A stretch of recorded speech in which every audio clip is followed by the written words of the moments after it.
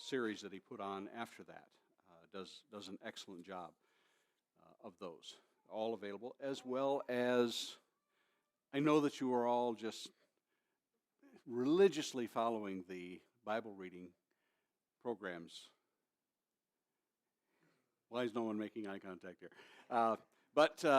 Reading through the Bible this year, each day takes 2 chapters from the Old Testament. At this point, we're just in the Gospels, and then one of the Psalms every day. So there are 4 chapters that we're reading through. We will read through the entirety of the Bible with time to spare. Then we're going to come back and do the New Testament again when we get closer to the end of the year. But Lord willing, going to read through the Bible. These are available not only on our Facebook page, but also on the YouTube channel. And Genesis, Exodus, and Leviticus in their entirety are available, as well as Matthew, Mark, and Luke. And John will be available. We won't get to John until next month, but John will be available soon as well.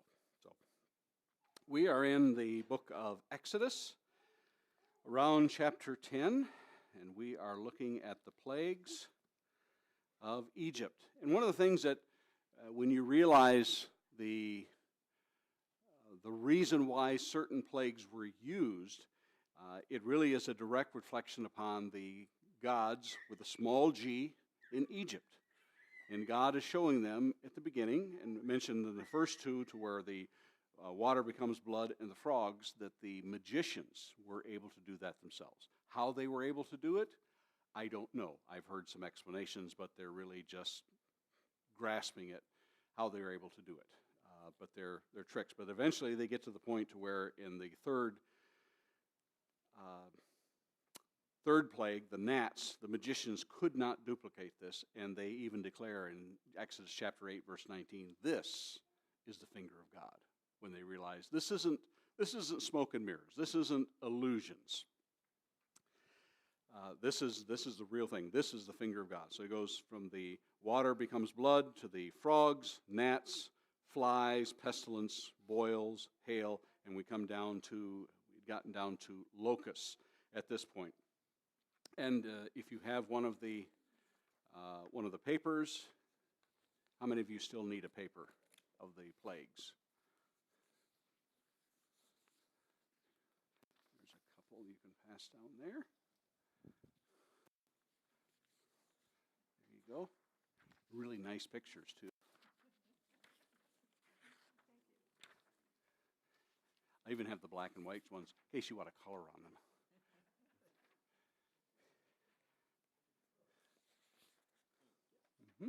Anyone else? You want to pass those out? Okay.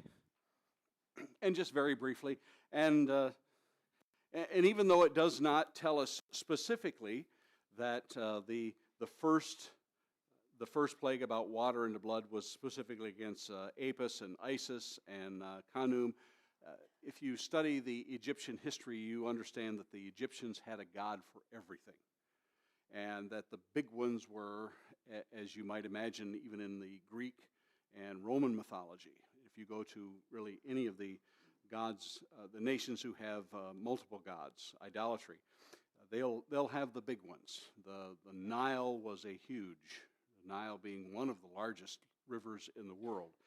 And I always have trouble deciding whether it's the Mississippi, the Amazon, or the Nile, which is the biggest. And they're depending upon headwaters and all that. But the Nile was known to, because of the life-bringing nature of the Nile, until they built the Aswan Dam back in the 50s, 60s. Who's the historian here?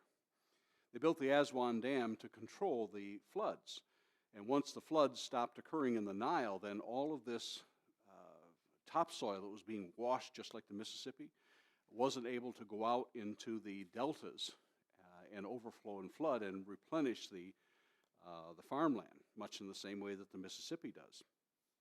They built the dam. But the Nile was known for this, and they turned it into a god. They turned the sun into God. They turned snakes. They turned everything that you could think of.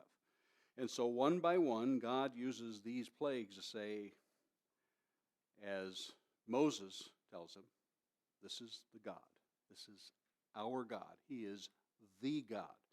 And as I've described over and over, that when God describes himself, as he comes further on down the genealogy, he says, I'm the God of Abraham, I'm the God of Isaac, I'm the God of Jacob. And he's describing that lineage that is going to go through.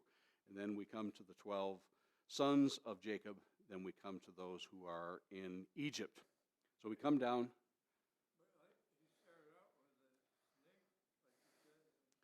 Yes, and how the magicians in Egypt were able to do the snakes, I don't know. Who was explaining to me that they would hypnotize the snakes? They would just be stiff, and then they would throw them down. But when Moses threw his staff down, and this staff is going to come into play throughout Moses' life. It's going to be the same staff that he's going to strike the rock with. It's going to be the same staff that he's going to put over top of the Red Sea to make it part. It's going to be really a symbol of his leadership, as you might expect a shepherd would use. And that's really what Moses is. He's the shepherd of Israel, that he has been given this divine right by God to lead them. Even though Moses says, I have not gone to the leadership training schools. I don't have my certificate. I haven't been to college. None of this stuff. Even though the book of Acts tells us that he was schooled in all of the wisdom of Egypt. So he had that, but he spends 40 years out in the wilderness tending sheep for his father-in-law, Jethro. So he comes back in, and each time that God tells Moses to go in, he really gives Pharaoh an idea. He tells him what's going to happen. And how many of you have read the explanations that people have come up with that tell about how these miracles took place? The Nile turned red because of, they give the explanation, it's the algae. How many of you have been into the Gulf of Mexico and seen the red tide? Not Alabama's football team, I'm not telling you that. But you've seen the red tide. And what causes the red tide?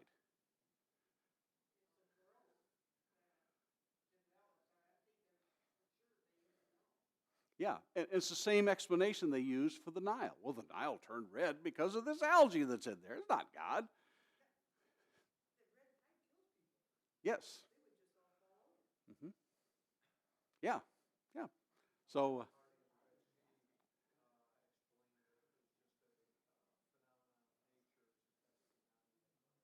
yeah, the wind blew, and there was just this raised sandbar that they were to walk across. Well, that sounds, quote unquote, reasonable. Now remember that these plagues are going to take place. We aren't given the exact time frame, but we are told towards the end that the locusts are going to affect the early crop, and the hail is going to affect the late crop, or vice versa. Pardon me if I don't have those correct. So this goes over a period of perhaps months, maybe a year, we don't know. But the timing is everything. So when Moses comes in and Pharaoh says, you just need to make this stuff stop, that really defeats the purpose or the explanations that people say, well, it was just a coincidence. Just a coincidence. But when Moses says, this is the time that it's going to stop tomorrow morning, and makes it stop, that really throws a monkey wrench, even though they didn't have monkey wrenches back then. But it does throw the proverbial monkey wrench into it. So it can't be just a coincidence. So as much as we try to explain those things, and critics and naysayers down through the ages have said the same thing about the miracles of Jesus, even his resurrection, he was just in a coma. Just in a coma is all it was. So you're always going to have the naysayers in this. We come down to the last three, and we have the locusts that came, and they were the earlier crops. The earlier crops have been destroyed by the hail. Now the later crops are going to be devoured by the locusts, and the servants of Pharaoh plead him to let them go.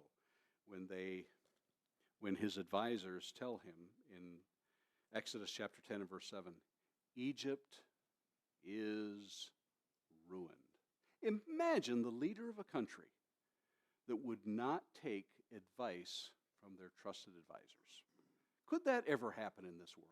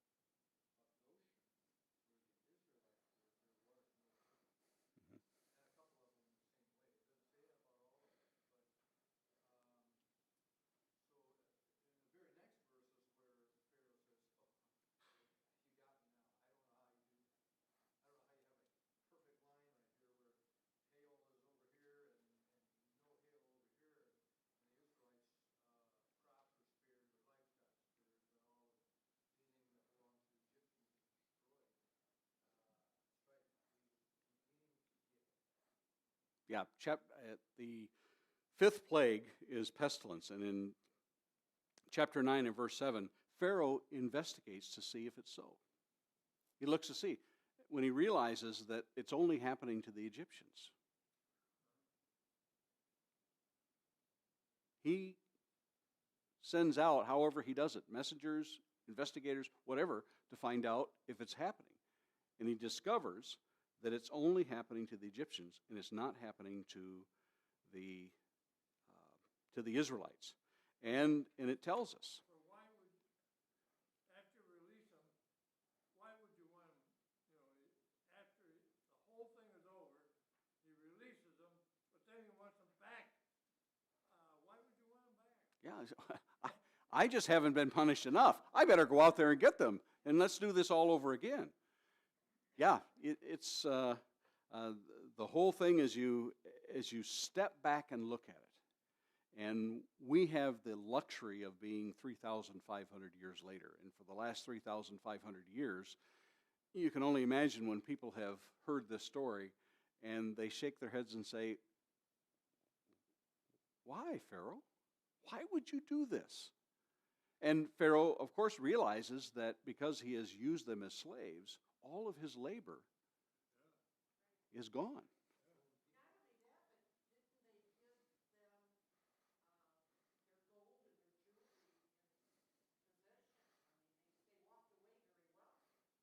Thus was Egypt plundered. And I try to, without going back and watching the Ten Commandments with Charlton Heston. And Charlton Heston, by the way, when he would be interviewed after that, when he would be among the people, he was so famous that they would say Moshe, which is the term that they use for Moses, is that he was Moses to them. And he was a rather imposing figure in his life. But, they had that much respect for him. And that's the same respect that Moses has. They revered him in Egypt, not only amongst the Israelites, but also the Egyptians revered him for what he was doing. The Egyptians figured it out, but Pharaoh couldn't. He wouldn't listen to his advisors. And when they said, "Egypt is ruined," that a leader could not listen to the advisors and say, "Look." When a leader can't look at what's going on in a country and say, "You've got to do something about this." And boy, the applications for that, you could just use that as an overlay in history for Napoleon, for Hitler, for Stalin, for all of the leaders, and say, "Can't you see what you are doing to this country?" Egypt is ruined. And the ninth plague, which is called a darkness that can be felt. Now, I can tell you what a darkness that can be felt feels like. You know what it feels like? No, it feels like my little toe when it catches the end of the bed. You know what it feels like. You can't see anything. I'm joking, of course, but that's how it's described. A darkness that can be felt. There was a time back in the 1700s, and this occurred in George Washington's diary. How many of you like George Washington? Great president. But he writes in his diary as a young man about this darkness that went over the eastern part of the United States and southern Canada at the time. And they have wondered for the longest time what caused this. And this darkness goes on for days. And the only thing that they can come up with is that there was a large, and it must have been a tremendously large, forest fire that came over.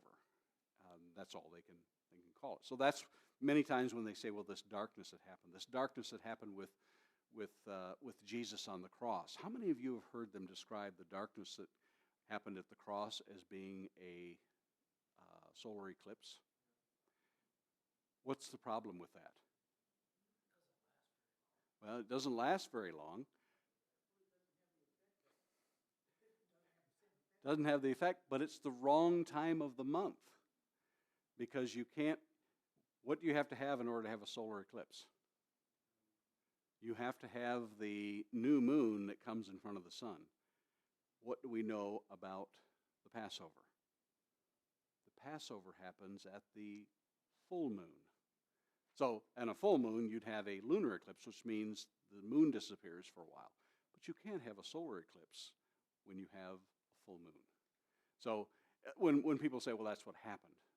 But historically, and I know I'm getting off just a little bit, but historically, people recorded in that time when Jesus was on the cross, they recorded in other countries this darkness that came across their country. They didn't know why it occurred. So I'll come back to here, but I just wanted to throw that one in. So this darkness that can be felt, I have there, it's a judgment against Ra, the sun god. And you can imagine that as they come down and they think, well, our gods in Egypt are more powerful than any other gods in the world. And so now we've come down to number 9, and they're checking them off and thinking, okay, now this God of the Israelites, the Hebrews, slaves, they might have called them, the Hebrew slaves. Well, he's more powerful than Apis and Isis and Khnum and Hecate and Seth, and you just go right down the list. And then we come to judgment number number 10. And judgment number 10, the plague, is the death of the firstborn. As if it wasn't enough to have this affect these previous 9. And even after number 8, when they say Egypt is ruined, we come down to the death of the firstborn. And it tells us that there was not a house in Egypt to where there was not a death of the firstborn. And we think, oh, a death of kids. Remember, this is not only for man, but it's also for beasts as well. Man and beast. There was not a house in which someone did not die, and something did not die. And imagine that as for Pharaoh. We come down to, but in the meantime, between the 9th and the 10th, there is going to be the Passover that is set up. And we think, what's the word Passover? We don't use that term very much. What's the term we use for Passover in our modern world? Easter, exactly. Easter is what we use when that time of year that comes on. And remember, it's a moving date because it's dependent upon the moon, the phases of the moon. But here is it, as we come down to, let's see, chapter 12, the Passover. And the Passover is set up in which they describe all of this that happens. And if you try to lay this over top of the latter parts of the Gospels when they describe the time when Jesus is going to be crucified, this is the Passover that's happening here. And it's the same Passover that's going to happen 1,500 years into the future. And they have been practicing this all the while. And it tells us, your lamb, let's go back up. Chapter 12, verse 1. And the Lord said to Moses and Aaron in the land of Egypt, this month shall be for you the beginning of months. It shall be the first month of the year for you. Tell the congregation of Israel that on the 10th day of this month, every man shall take a lamb according to their father's houses, a lamb for a household. And if the household is too small for a lamb, then he and his neighbor shall take according to the number of persons, according to what each can eat. You shall take your count for the lamb. Your lamb shall be without blemish, a male a year old. You shall take it from the sheep and from the goats, and you shall keep it until the 14th day of this month. Now, fast forward 1,500 years, and on the 10th day of the month, the Passover lamb is to be presented.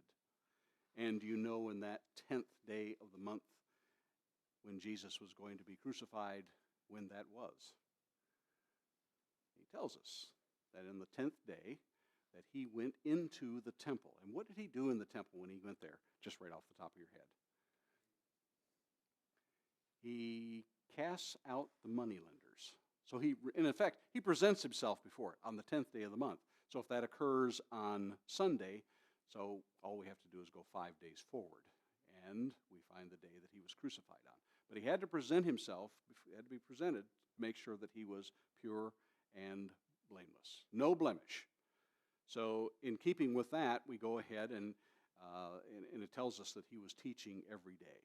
So we can take that and look at it. But he had to be presented so that people could see that he was without spot and without blemish.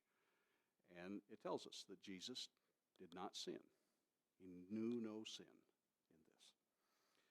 this. So this is what they have to do. And then on the 14th day of the month, when the whole assembly of the congregation of Israel shall kill their lambs at twilight, then they shall take some of the blood and put it on the two doorposts and on the lintel of the houses in which they eat. They shall eat the flesh that night, roasted with fire, unleavened bread and bitter herbs, they shall eat it. Do not eat any of it raw or boiled in water, but roasted, its head and its legs and its inner parts. You shall let none of it remain until the morning. Anything that remains until the morning you shall burn. In this manner you shall eat it with your belt fastened, your sandals on your feet, and your staff in your hand, and you shall eat it in haste. It is the Lord's Passover. And later on, God will explain to them, when your sons ask you, sort of like when you get together for your Passover meal, it's the duty of the children. It falls on them to say, Dad, why are we eating this Passover? And you know what the father's responsibility is? Just eat it. No, it's the responsibility of the father to say, this is why we're eating this. Now, I come behind this microphone, and on the first day of every week, what do? The person that comes up here in some form or fashion explains why we are doing this. Now, how long did it take for the Israelites to forget how much God had done for them? Not long. Not long. Because all of these plagues that the people are going to witness for themselves, they say, hey, that happened to the Egyptians, but it didn't happen to us. And now these Egyptians are giving us all of their gold and their silver and anything that's precious. We're slaves. So they leave and they march out and they come to the Red Sea.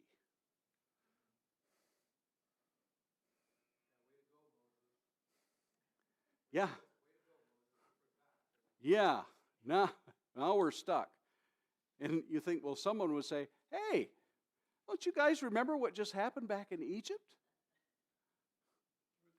Did you guys forget that? So they cross. Moses extends his staff. They walk across on dry land. The Egyptians, they have the dance. They are just so happy. They start singing about all this. And then they come to a place where the water is bitter. They say, oh, God's going to take care of this too. Isn't that what they said? Just over and over. Why do we do this every first day of the week? Lest we forget till he comes again. Because we are prone to forgetting. It's pretty important. Or ignoring, yes. So when your son asks you, why are we eating the unleavened bread and the bitter herbs? Has anyone seen what the modern Passover meal looks like? They have special plates. They even have almost like placemats. And they eat a boiled egg. And they eat, I'm trying to think of all. There's maybe 6 or 8 different things that they will eat. And sometimes this placemat will have where everything is at. It's the piece of the shank of the lamb, the boiled egg, the bitter herb, and the bitter herb is, and then you have a sauce that's in there. When I look at it, I think, oh, that's just like that sauce I get when I go to a Mexican restaurant. It has the little, but it's not really that. But and you shall eat the guacamole until no.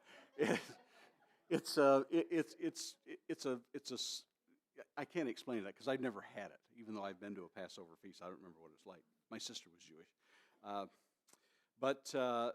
So the father explains it to the kids. Every Passover meal. This is what happened. We were slaves in Egypt. Now, when we come down to the Exodus chapter 20, as God begins to give them the Ten Commandments. Where should we start here? Okay.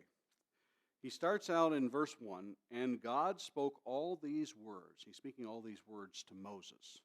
And the first thing that he says, that God says to Moses, I am the Lord. I am Jehovah. That is the covenant word. When you have a covenant with God, it's the word Jehovah. You have that covenant relationship. I am the Lord, your God. And notice what he says next. Who created the heavens and the earth. Is that what he says? No. I am the Lord your God who brought you out of the land of Egypt, out of the house of slavery. That's who I am. He could have used a lot of different descriptions. I'm the one who created Adam and Eve. I'm the one that created the world in 7 days. I'm the one that did this. I'm the one that flooded. No, he doesn't say all that. Sustained you for 40 years.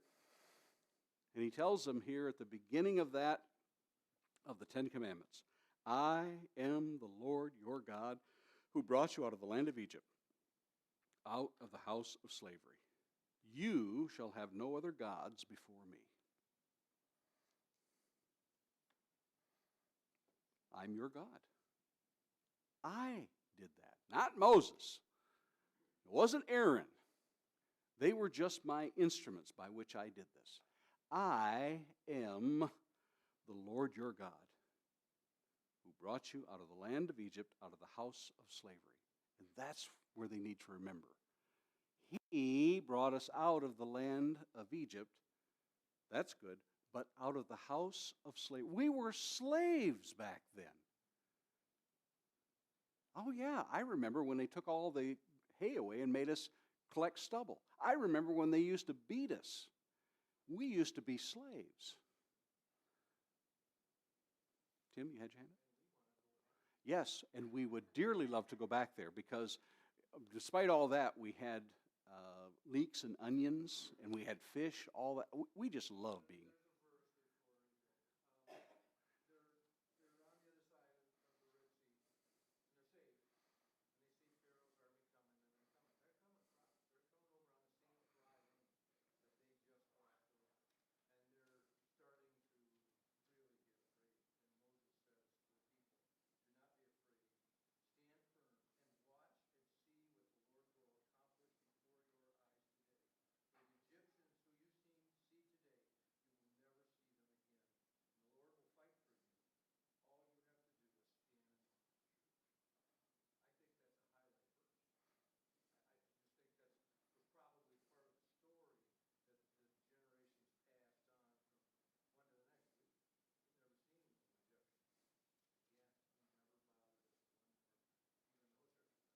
Yeah, you're never going to see Yul Brynner again. That was Pharaoh in the 10 Commandments. Yeah, and as great as each of those plagues were, greater things you will see. It's beyond our ability to understand that. And yet, as great as those things that happened there, as great as the things that are going to happen throughout that time of the 40 years, as great as those things that we will see in the book of Judges, and Joshua, and Samuel, and Kings, and even the days of Jesus, we have as great a thing today. And simply because, I say simply, because you and I have a relationship that none other up to the time of the book of Acts had with God, in which we can talk. Moses, and Jesus would say about, and I know I'm going a little bit long, but I'd just say it. But when Jesus would talk about John the Baptist, he says, none have been greater than John the Baptist. And John the Baptist was pretty imposing. But he says, John the Baptist is the least. He will be the least in the kingdom of God. He says, among men, there's never been one greater. You think Moses, Elijah, Elisha, David? There's never been one born like John the Baptist. He says, the least in the kingdom of God is greater than John the Baptist. Now, take a breath on that right now and think of all those things that are being talked about here. That you and I have that relationship with God that makes us greater than them. But we're just one generation away. Yeah. If we don't teach the next generation, they won't know this stuff. Yeah. So when your kids ask about this stuff, tell them. Yeah. Tell them all these things.